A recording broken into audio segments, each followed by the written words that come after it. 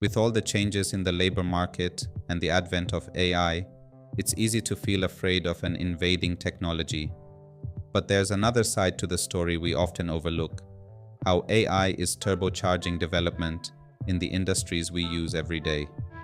Today, at the Limassol Marina, I got to witness this revolution in person. Just take a look.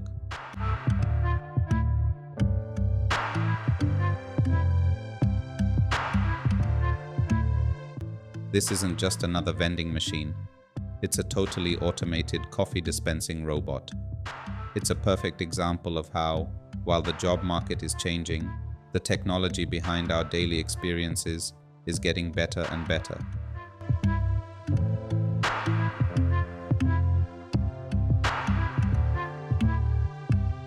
The question isn't just about the jobs of the future, it's about how these breakthroughs are transforming the way we live.